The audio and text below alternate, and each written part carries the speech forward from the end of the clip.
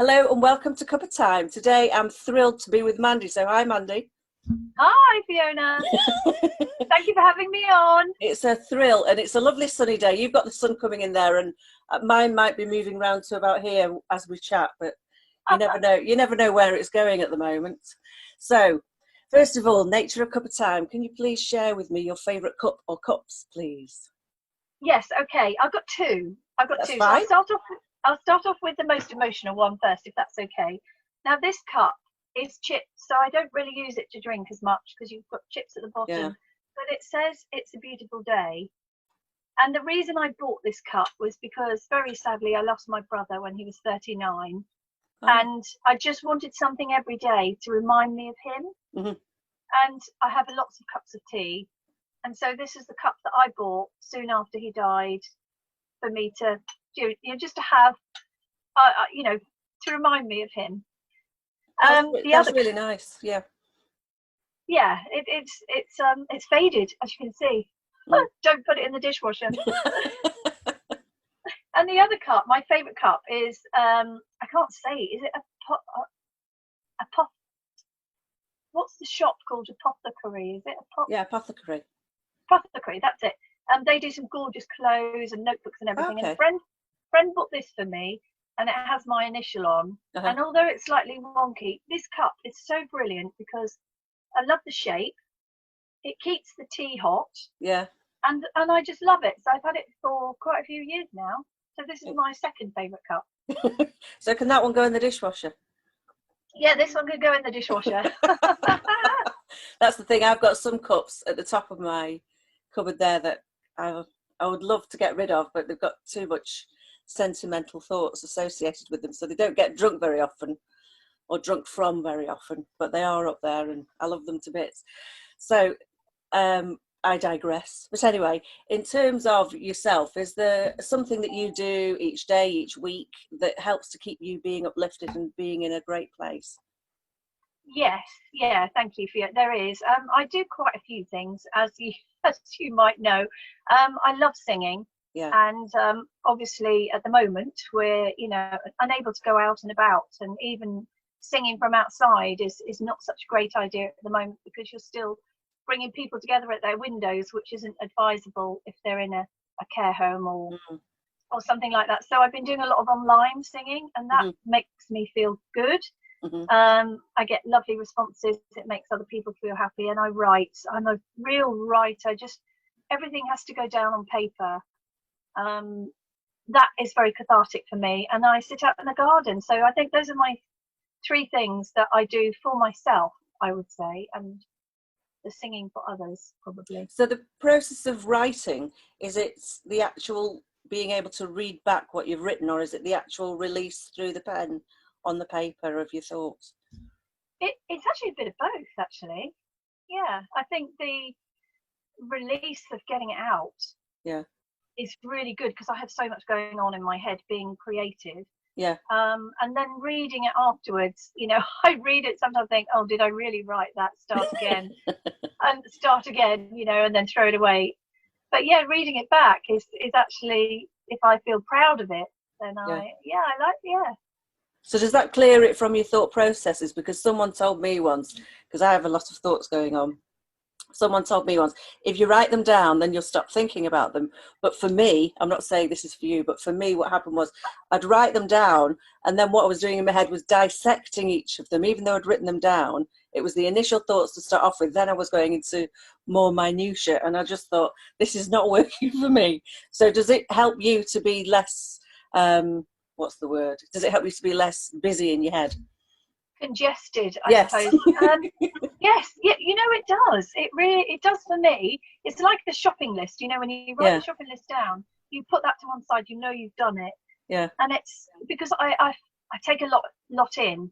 I absorb a lot of information. I'm not a brain of Britain or anything like that. But I just take in a lot of emotional information, and so it sits in my head.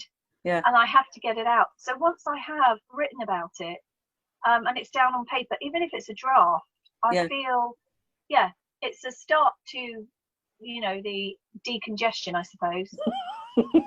that, that's excellent. I mean, in terms of your singing, I've seen bits of you doing singing, and I know that you were singing in old people's homes. Where else have you had to pull back from? Yeah, well, anything really, because I sing everywhere. I mean, during the day, a lot of the work is in the care homes, which I love, and I've worked so hard the last few years to deliver something that gets the reactions, because I believe that when you sing to the elderly, and if they have dementia or Alzheimer's, you know, we shouldn't shortchange them.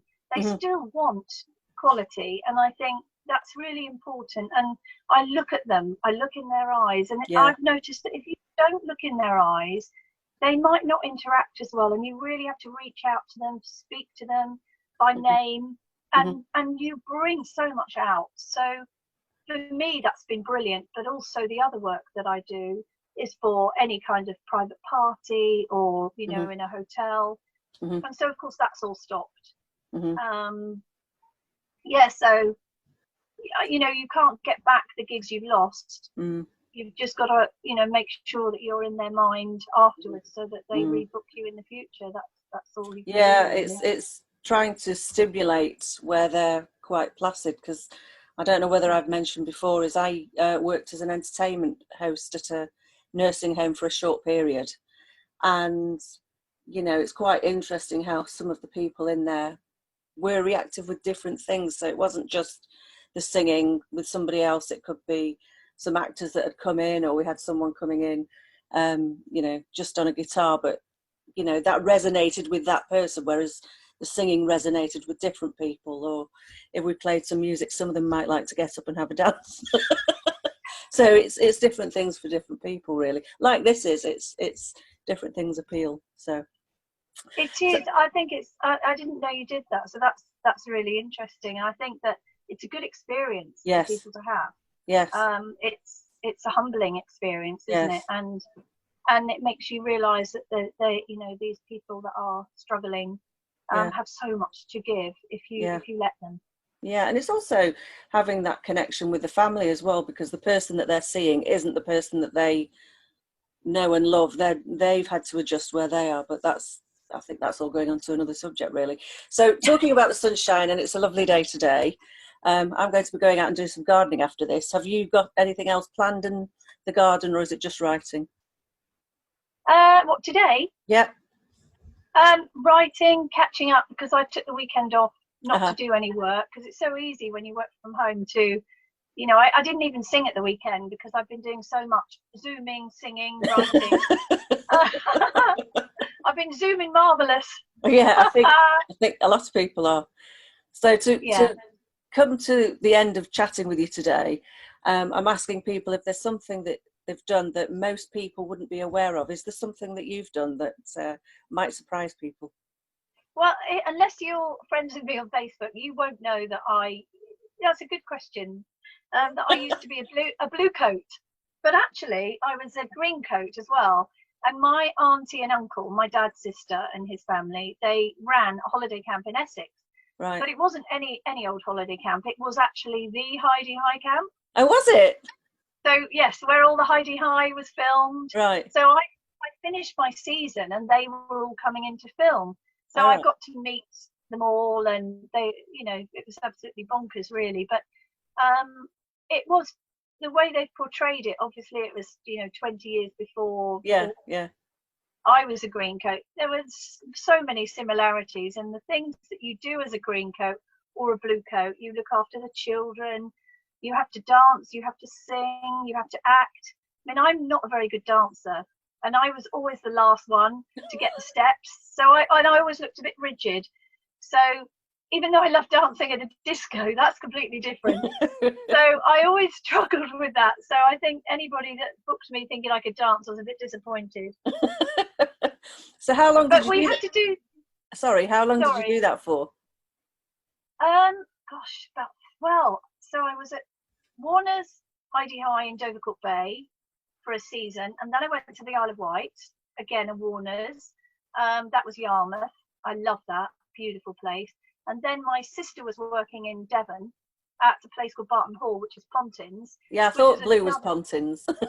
Yeah, and that was a beautiful place. Yeah. So, and I worked there, but I also worked there in the winter as well. So Oh, we'd right. have shows in the winter, or I worked behind the bar. I absolutely loved Barton Hall and the team there.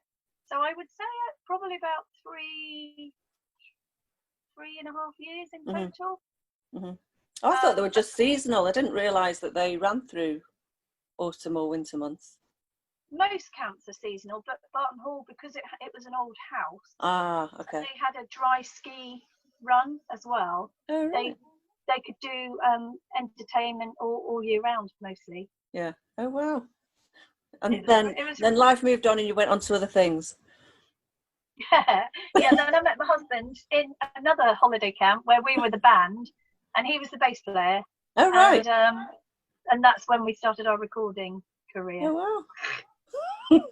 And life changed for a different direction. Completely, yes. I took off the blue coat and the green coat. But I've never stopped telling bad jokes, that's the trouble.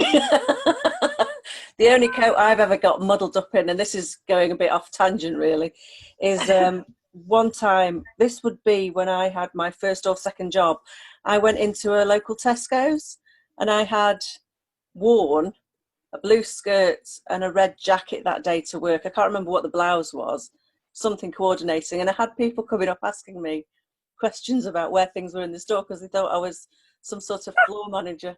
So I've not got your blue coat the way you've got it. I had a different type of a red coat. Oh, that's funny. That is, I think I've done that myself. It might have been me. No, I had to get in and out very quickly because it happened twice and I was only in for about 10 minutes. So I thought, get out of here. Anyway, thank you ever so much for joining me today. It's been lovely to chat to you. And no doubt, so much. You're welcome. Once this is sort of, I shouldn't say died down because that's a bad term, isn't it? Once this is sort of past, then I'll be at one of your meetings or catch up anyway. So thank you for your time. Thank you so much, Fiona. You do a lovely thing here, and I look forward to seeing more and sharing it all for you. Yeah, thank you. Right, well, we'll go now because it'll get too gooey. See you soon. Bye. Take care. Thank you. Bye.